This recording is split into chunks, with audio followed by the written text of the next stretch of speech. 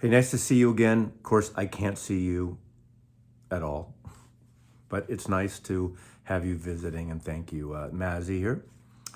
Maslov. Mazzy short for Maslov. It's a hybrid. I was before Mazzy Star, way back in the day. This is a video of my top 10 CDs I want on vinyl. Now, there are 10 artists here. In a few cases, I have several albums by that artist that have never been on vinyl, have never been released on record on the vinyl medium. And I want these on vinyl. Now, one may say, especially for someone like me who's a CD collector as well, I really don't buy a lot of CDs these days unless it's something I can't get, or there might be the occasional box set maybe. So I'm not against the digital format at all. In fact, down in my office here, where I am right now, I play CDs most of the time over vinyl because I'm working and I do like the long format, and I'm not like sitting and paying attention. But when I want to sit and really want to enjoy music, vinyl is my go-to format. Now let me preface this and do a little again. I do a lot of asterisks lately. Have you noticed that?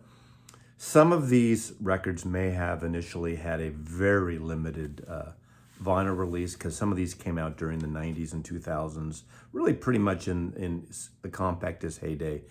Some of them possibly have very limited release in Europe, which happened a lot on certain labels would put out, some copies in Europe.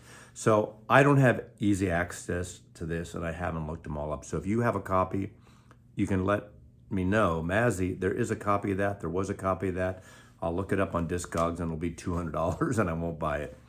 But I'm going to kind of go backwards, sort of in order of my preference of what I liked. And, I kind of perused. There's some right off the top of my head that I know I really want on vinyl, especially my number 1, 2, and 3 choices. And the whole 10 of these I would love to have on vinyl. And there's probably countless others that I just didn't think of in the moment. So put down in the comments after you subscribe, and push that subscribe button. And after you do that, comment that, you think this record, name the record, the compact disc should be put out on vinyl. So I'm going to start at number 10. A favorite label of mine during the CD era was Peter Gabriel's Real World Records. It was just a wonderful overview of world music, international flavors, just great stuff.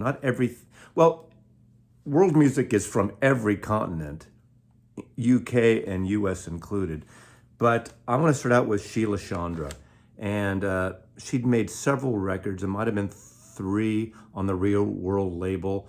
She's a London-born Indian artist, the Asian artist that has this beautiful octave range. I believe also she was on a television show as an actor in the UK. I think I read that. But she had albums that are more pop albums prior to these, but these are sonic beauties. Her multi-level voices of chants, of just Indian flavors mixed in with some Western sounds is nothing but gorgeous. I love these records. This is Sheila Chandra on Real World, and I believe Weaving My Ancestors' Voices. I can't remember one of these as a comp right now, but I would love at least an overview comp of a record, a vinyl version of one of these or both of these in some kind of set. Speaking in tongues on here. I'm in awe how beautiful her vocals are in the arrangement. Some a cappella, some with Indian drone tones, but Sheila Chandra on the Real World label. Now, next, there's a record that probably had a limited version. Now, some may not agree with me on this one, but it doesn't matter. It's my list, so if you don't agree, it's fine. And this is not her debut. Her debut was eventually released on vinyl, and that's self-titled Sheryl Crow record. The song on this, to me, If It Makes You Happy, huge hit in the MTV era. This song has this great swampy guitar riff, and then when she belts out the chorus, if it makes you happy, can't be so bad. I just love that song. What a great voice. Of course, she Started out as backup singer with, I believe, the Eagles and Don Henley and a lot of other artists in that kind of West Coast California sound. But she's the real deal. Great vocalist, great performer. I have seen her live around this time, I believe. But this record, self-produced record, self-titled record, Sheryl Crow, I would love a vinyl copy of this record. Next, another woman who I adore, and that I've championed her for years on my channel, and this is Sam Phillips. This is the series of records she had on Virgin Records. This particular record, Sam Phillips Omnipop. Several of her records were reissued. Martinis and Bikinis was reissued, came out on vinyl some years ago. Her first album actually was initially released on vinyl, Incredible Wow. These records were produced by her then husband, T-Bone Burnett. She's a singer-songwriter that has this really intimate sound. Some of her stuff has been produced on the poppy side, very Beatle-like, very catchy riffs, great hooks, and some of her stuff, when she went to Non-Such later, is very organic, and T-Bone Burnett brought these great instrumental, just layers of acoustic instruments and percussion out. But this one, there's a song that she's done several versions of, Animals on Wheels, I really love. And of course, Entertainment Plastic is Forever 000. This is probably one of my favorites of hers that hasn't been issued on vinyl yet, as far as I know. At least not accessible. It's only a flesh wound, lamb chop, in parentheses. Sam Phillips, Omnipop on Virgin Records. Needs a vinyl release. My favorite guitar player, those of you who watch me, multi-instruments, instrumentalist, all kinds of string instrument is Ry Cooder. And of course, they did finally on Non-Such some years ago, 4 or 5 years ago, put out Chavez Ravine, the kind of bio pick music record about the destruction of this migrant Mexican neighborhood to knock it down, teased, bait and switch, and they built Dodger Stadium. There's a trilogy that Ry Cooder did of storytelling records, and one is My Name is Buddy, another one is I Flathead. This came out in a book CD form, illustrated image, all produced by Ry Cooder. Really kind of these stories of the road and California and the South, and I would like these to follow with Chavez Ravine. We'll see if they ever do. I know they're not big sellers, probably not in major demand, but I would love vinyl versions of these. Ry Cooder, I Flathead, and My Name is Buddy, Ry Cooder. Story of a cat. Another artist that I have several of his CDs here, and he was on the Luka Bop label. That was David Byrne's label. It has a lot of off-center, off-key artists, as well as some world music, some of those Brazilian comps they did. Just a great label that is still in existence by in some form, but I remember the CD era. Most of the things I remember on Luka Bop, if I saw them in the store, I would probably 9 times out of 10 pick them up and buy them. And I'll start out with this. This has been issued on vinyl. This is Jim White, The Wrong-Eyed Jesus. He's this Texas-style cowboy country artist with a swampy side to him. Really interesting lyrics. He's got a little like the hip-hop cowboy guy. But these other 3 records, all on Luka Bop, have never been issued. Jim White, Transnormal Skipperoo. Jim White, No Such Place. And Jim White, Drill a Hole on Luka Bop. Either of these, all 3 of these, I would love. In fact, maybe a Luka Bop Jim White slipcase. It'll never happen, but a boy can wish, right? These are fantastic records. They're kind of soulful. He, in a way, I was thinking about this the other day because I've been into this mode of Beck records. And Beck, did his freak folk period. He keeps going back to country and roots music and blues music amongst his dance and soul records. He's all over the place in a beautiful way. And Jim White is not unlike that on the country bluesy side of things. These are very soulful records and really wonderful records. So these Jim White records, if you're watching Luka Bop, I don't know who has you now. Are you still with Warner's? I don't even know. I can't keep up. I would love these on vinyl. Again, I might be one of the few that really wants that. Next, and I am kind of going in order of my preference. Obviously, in the last week or two, we lost Sinead O'Connor, and this is one of her. This is an Irish record. This is probably her most beautiful traditional record of Irish music, and I won't even try to pronounce. Well, I will try to pronounce this, but it's Chant Noir, and of course that sounded more French than Irish.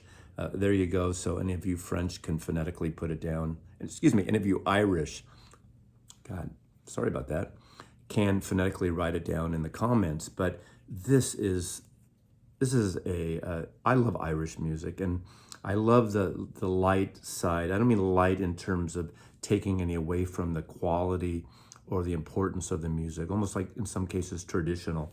Just a really, really beautiful record of Irish folk songs, if you will. And just look at her there. I mean, what a tragic loss. And to me, what a great spirit with some demons, obviously. And, not well treated, some of it to her own doing, but most of it from outside sources. But this would be an amazing record on vinyl. And unfortunately, if it takes, someone passing on to have the powers that be reissue this on vinyl, so be it. We all need this record right now. It's such a beautiful, beautiful record. Jellyfish, of course, one of the great pop bands, great vocal pop bands, very much like, in a way, just these layers of vocals. There's Beach Boys in there, there's Beatles in there, there's just amazing production, almost too precious for their own good at the time. And they put these two wonderful records on Charisma Records back in the 90s, early 90s, I believe these came out. Was it the late 80s? I don't even remember. But there's Jellyfish, Spilt Milk, and Jellyfish. Two singers out of San Francisco originally. Later they would turn up on various other albums, on one of Ringo Starr's albums. They did background vocals. But just a fantastic series. And if these came out, I think these came out, there was a 7-inch box set in the last couple of years. Like, really? You're taking the time to do a box set? You don't put these two records out. These deserve, this is all they did. This is all the albums they put out. 2 records, and that was it. Gone. Jellyfish, these records need to come out on vinyl. And number 3 is the Super Furry Animals, and this is Phantom Power. My favorite album of theirs was finally reissued about 3-4 years ago on vinyl, and that is Rings Around the World. It's great electronic, psychedelic, pop music, a lot of layers, a lot of percussion, great harmonies, amazing songwriter, and very, very clever lyrics. They're from Wales. But this record was the one, I believe, 1 or 2 after Rings Around the World, and this is Phantom Power. And I would say that is my first choice, but it's been put out. So this is a powerful album, and there's just a lot going on. It's a meaty record. It's a very, very creative record. And the production, the wild production, the intense production is a major part of it. They do a lot of effects, but it doesn't take away from the really, at the roots of it, it's the songwriting and the vocals and the musicianship. Great record, Phantom Power by Super Furry Animals out of Wales. Number 2 is an album that I don't think got a lot of love at the time, but to me, this is the most beautiful record by Elvis Costello, and it's called North. And this is his sole release on Deutsche Grammophon, the classical label. It's a very quiet record. It's a very introspective record. It's very much like songbook, classic songbook, very sparse, piano-based. There's a song on here that every time I hear it, I get chills, and it's called I'm in the Mood Again. It's the final track on the album, and it's one of the most beautiful things I've ever heard Elvis Costello sing. He's interesting when he came out with, obviously, My Aim Is True and and the early albums would Pump It Up, and that really kind of young, angry Brit from Liverpool. But the guy's got this amazing, even within his raspiness, he's got this amazing vibrato voice. And I'm always not a fan of the vibrato, vibrato vocals.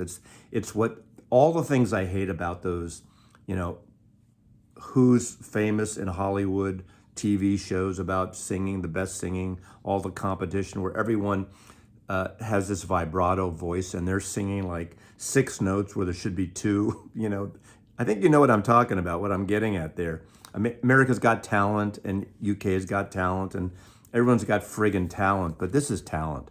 He has a brooding way sometimes. And this album, North, Elvis Costello on Deutsche Grammophon, is the most beautiful album he has ever done. Again, a lot of people missed it. It's not for everyone because it's almost all low key. There's no upbeat track to break things up. It's just it's a lonely record like Sinatra's, you know, the songbooks of the night books of Frank Sinatra's Only the Lonely, I guess that's what I'm thinking of. Fantastic record. I Would Die. Now, it's a quiet record, so it better be a really, really good pressing on vinyl. But the only album Elvis Costello ever created on Deutsche Grammophon. Even the Juliet Letters, I think, was on Warner Brothers with the string quartet. Wonderful, wonderful record. Needs a vinyl version, doesn't it? And at number 1, I just mentioned this in the last week because I saw this performer, and this is Beck's Midnight Vultures. This album I want so bad. I can't believe this little skinny white guy from East LA, Guerrito Guerrero, the little white singer, put this record out, and it is so good. It's so soulful. And again, as I said many times, and I'll repeat myself, this is probably the best Prince album Prince never made. It's soulful, and you can find on Amazon Music, I believe.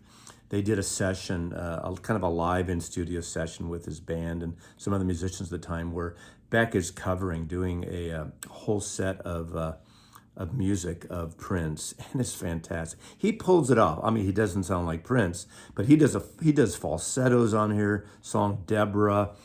It's a funky record. It's a soulful record. It's a 70s chill-ass, cool-ass record.